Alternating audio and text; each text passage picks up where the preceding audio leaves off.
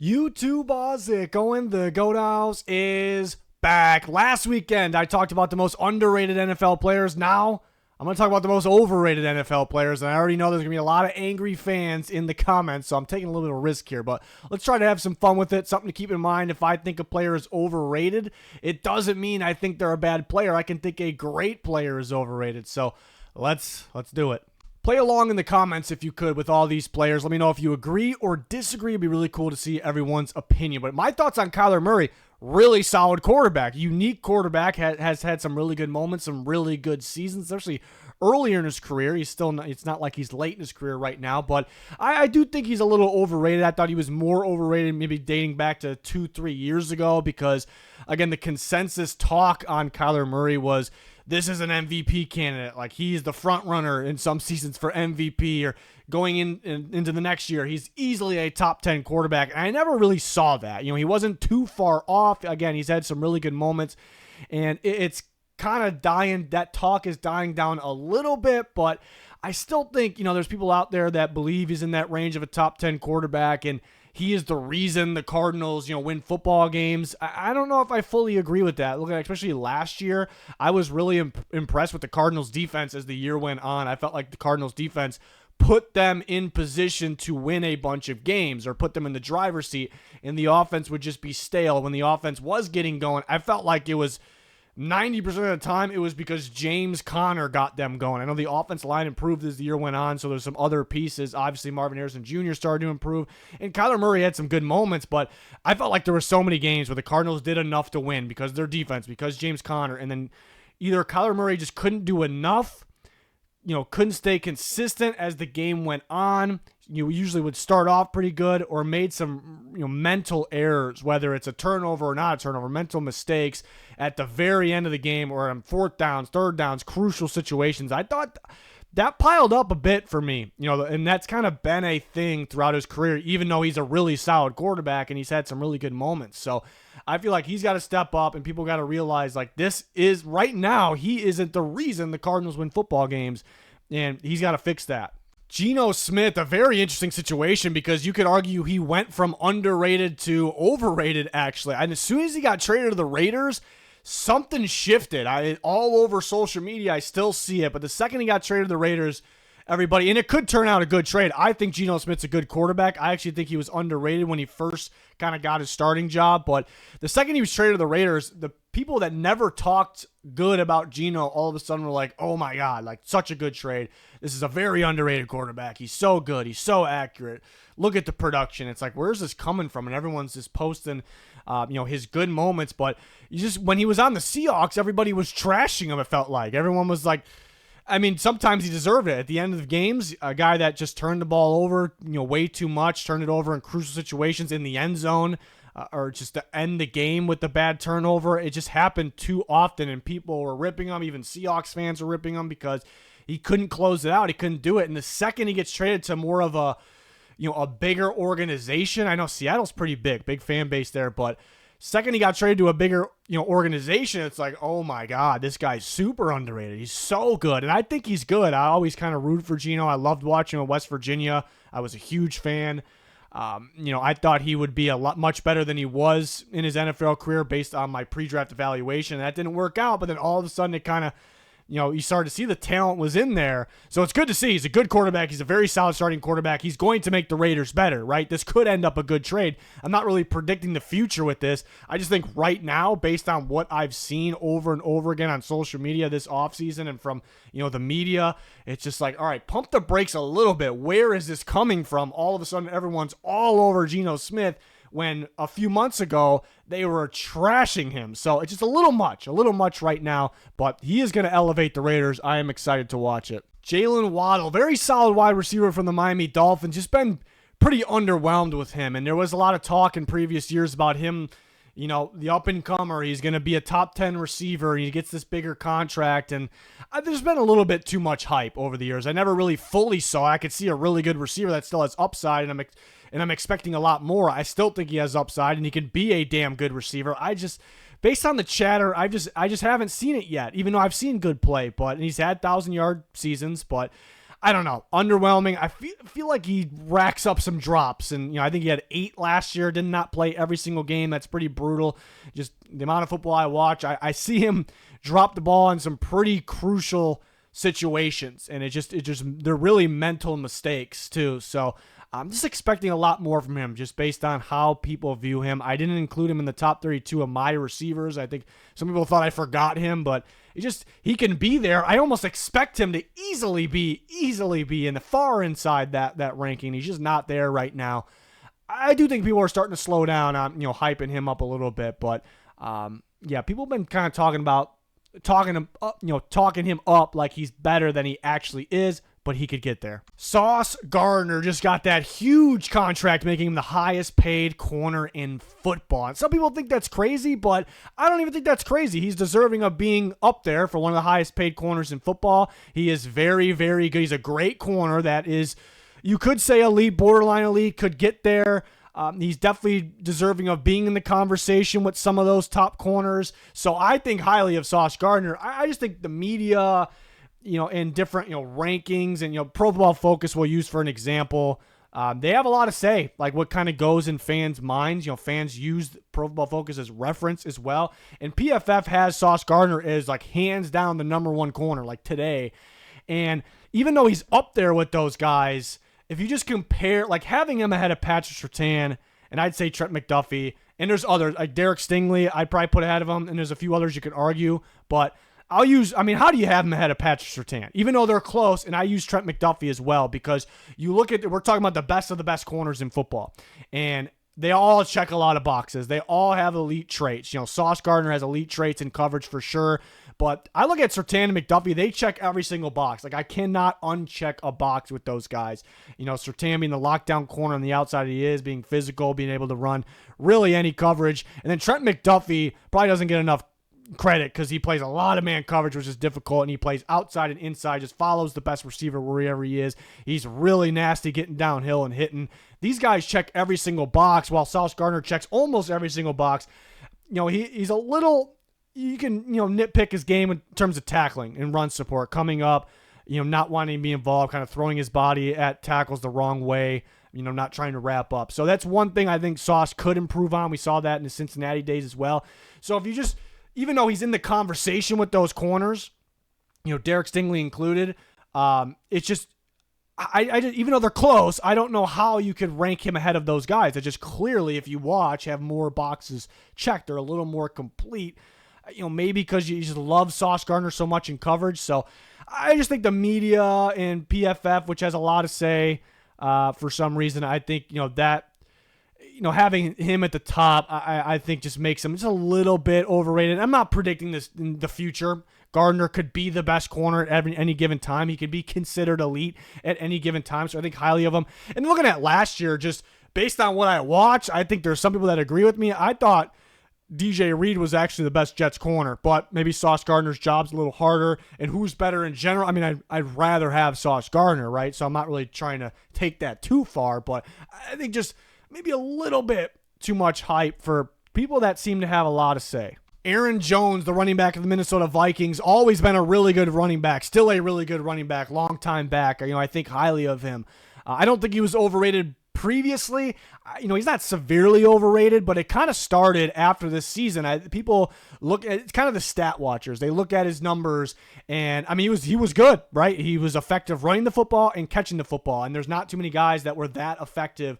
There's not a long list of guys that were that effective at doing both. So that's fantastic. Help the Vikings. That's awesome. It means something. But I think people kind of took a look at that and were like, yeah, he's worth a lot of money. He's close to a top 10 running back or a top 10 running back because those numbers. I think they're just kind of going a little too far with those stats. If you actually, there's so many good running backs. And he does have, and he's getting up there in age. I suppose he's been around for a bit, but he has the durability concerns. He's not the greatest in short yards. Vikings had some issues with that. And he had some bad fumbles. He has those fumble concerns, I suppose.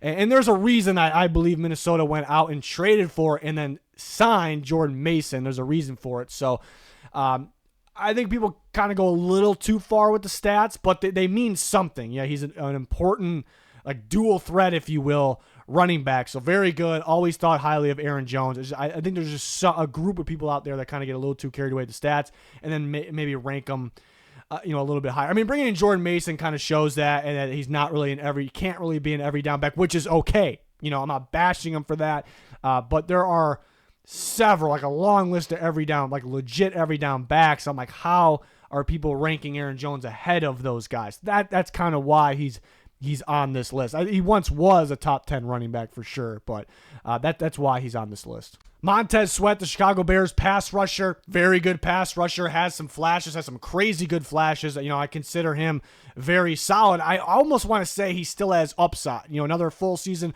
with the Bears under Dennis Allen, I think he could be very good. So I'm not really predicting this upcoming season, but this kind of goes back to even the Commanders days. He was always kind of like, okay, this guy's got elite traits. He's a good pass rusher already. He has some crazy flashes. He's not super consistent, not always super productive, but he is on the brink of, he has a ton of upsides, on the brink of being something special. And he kind of stayed at that. Not that there's anything wrong with it. He was always a good pass rusher, but he kind of stayed like that with Washington. And the Bears trade for him, and that trade was an odd one, if you remember. They trade for him mid-season, trade deadline, on an expiring deal, and the Bears the season was over, right? That's always a move a contending team makes, so it was a little odd, and they just right away dish him a ton of money. So people were kind of hyped on, and it, there's reasons to get hyped about that trade, but I thought it was kind of overrated at that time, right? That trade, like, it didn't make a ton of sense. Even former GMs were like, that's not supposed to happen, right? So at that point, I think people were like a little too hyped on specifically that trade. Then he finished out half the year, was pretty decent for the Bears. And last year, he was pretty underwhelming. And it was the same thing. It was like, he's still really good, though. And he can just break out even further going forward. I think he still could be special. But he's kind of that same Commanders pass rusher where, yeah, he's not super consistent. He has some really good, impactful moments. He's just still like that flashy pass rusher that it feels like he has upside, but at a certain point, it's just that's kind of his label, right? So, people, I don't know if they really call him a top 10, top 15 pass rusher right now, but around the time of that trade, everyone's like, oh, he's for sure that. And it's just like, all right, pump the brakes a little bit. He could be that. So, and a little underwhelmed with him last year, but a guy that, again, he can go nuts this year. I could totally see it. But right now, I think a little overranked, I suppose, a little overhyped, but a really good pass rusher. Andrew Thomas, offensive tackle of the New York Football Giants. I mean, a really good offensive tackle when he's healthy, but that's part of the problem, right? I mean, right when he first came in the league, he was super underwhelming. People were like, is this guy going to be a bust? And that's really not fair because he just came in the league, but it looked pretty bad. And all of a sudden, out of nowhere, he had an elite season, incredible season early in his career. I mean, still somewhat early in his career. And then he got a massive contract, and it seemed a little risky just because you're kind of basing off one really good year. You do worry about the durability concerns. Is that 1 year going to be consistent? And since then, yeah, he struggled to play a full season, right? He's really struggled to play a full season. He's not that reliable.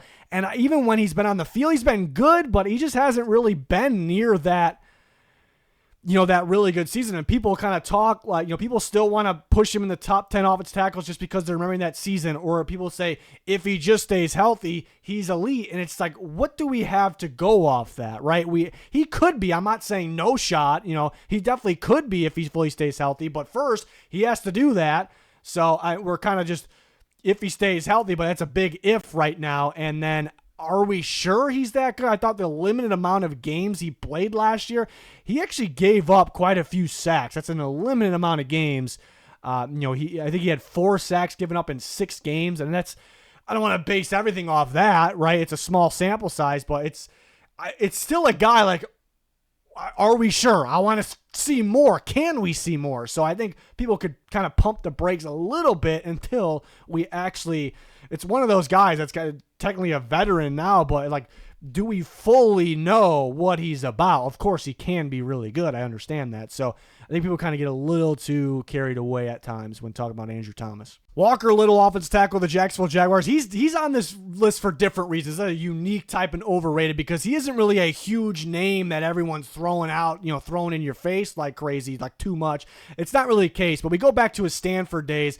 I actually thought he was overhyped back then. People were talking like this is the best offensive tackle if he's healthy. We'll kind of circle back to the durability concerns, but this is the best offensive tackle, prospect. People were talking like that while he was in college. And he dropped in the draft a little bit because he did have some durability concerns. But I think if he was that good, if he was as good as people kind of said or hyped, I still think with the injuries, he would have went a lot earlier if he was that good. He's really good. He still has upside. He has potential. And he hasn't been in the NFL that long. But if you look at it, he has not played every single game in a single season in his entire career. And you say, well, he's barely been in the NFL, and barely, a little bit more than barely, but I'm talking about going back to college. There was 1 year he missed one game. So, and then what am I getting into here? The Jags, for one, are kind of acting like they're set. We're set at tackle. Their depth is pretty brutal. Like, we're good. Walker Little and Anton Harrison, which you could upgrade there as well, but I understand he's got upside, and technically they both do, but you work with Harrison with this new staff. But the Jags just not thinking at all that they need one. And then there was some time where, you see mock drafts this past year with the Jags getting a tackle. There's some rumors about them potentially getting Membu or Will Campbell if he's there. And the fans trashed it. Like, we don't need a tackle. We're set with Walker Little at left tackle. And it's like, well, yeah, it's okay if he's the starter this year, but are you? Like, he has not, he's not really reliable. And is he as good when he's out there? He's solid, but is he as good as people kind of think? So I think this kind of dates back to his Stanford years and kind of the Jags' thoughts right now. It's a new staff. Maybe they'll see this year like, all right, we're going to have to get a new tackle here.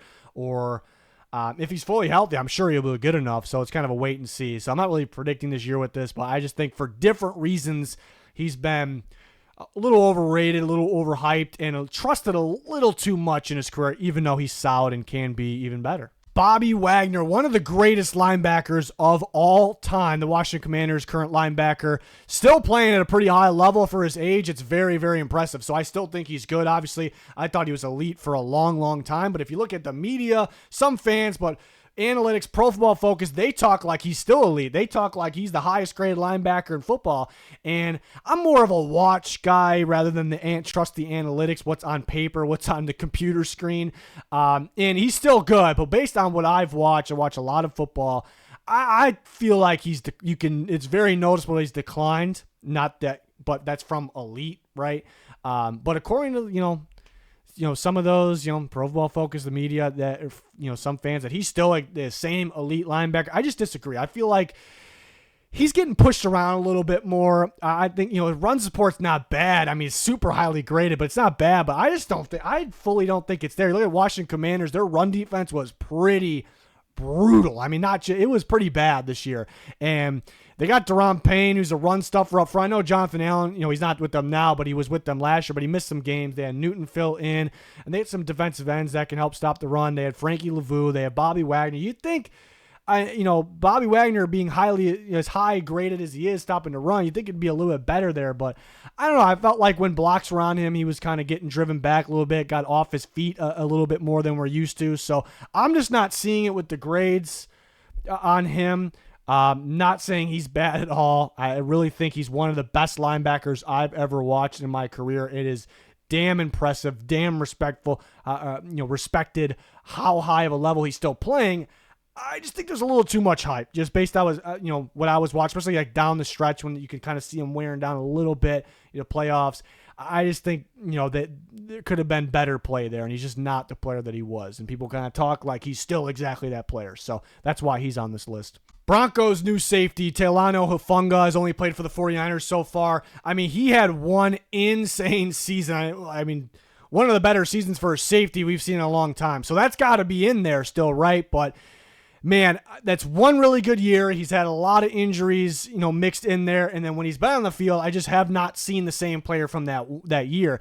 And then when he got signed this offseason. I just felt like the talk kind of shifted. Like everyone was talking like the Broncos got that, specifically that player from that 1 year, and this is like an A+ signing. And it could, I'm not trying to predict this year, like if he's healthy, he can end up being fantastic. The Broncos seem to be very well coached on defense. Defense was awesome last year. Love what love what they've added, love what they have on that defense. The secondary should be really strong if it's healthy. So I'm not trying to sit here and say, well, it's going to be a bad signing, or I'm not going to predict the guy to get injured, anything like that. But I think there's a little bit too much hype. I think people want to label him as that guy that from that one single season.